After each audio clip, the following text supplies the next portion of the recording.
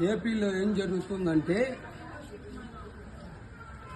రాష్ట్ర ముఖ్యమంత్రి నారా చంద్రబాబు నాయుడు గారు, ఉప ముఖ్యమంత్రి ఆయన పవన్ కళ్యాణ్ గారు అరహర ఏరమల్లు సినిమా రిలీజ్ అయితే దానికి ఆయన ఏం మాట్లాడుతున్నాడంటే ఒక ప్రెస్ మీట్ పెట్టి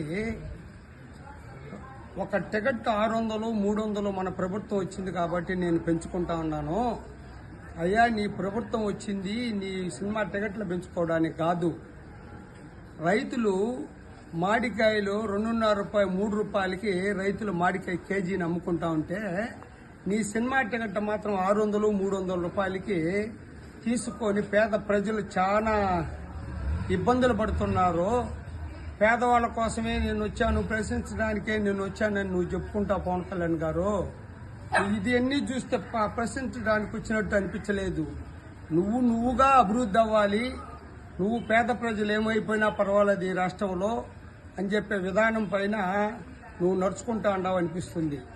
ఈ రాష్ట్రంలో రైతులను గాలికి వదిలేశారు, కార్మికులను గాలికి వదిలేశారు, అలాగని విద్యార్థులను గాలికి వదిలేసినారు, మహిళలను గాలికి వదిలేసినారు. మీ సంపద రాష్ట్ర ముఖ్యమంత్రి పవన్ కళ్యాణ్ సంపద మాత్రం రోజు రోజుకి పెంచుకుంటా ఉన్నారు.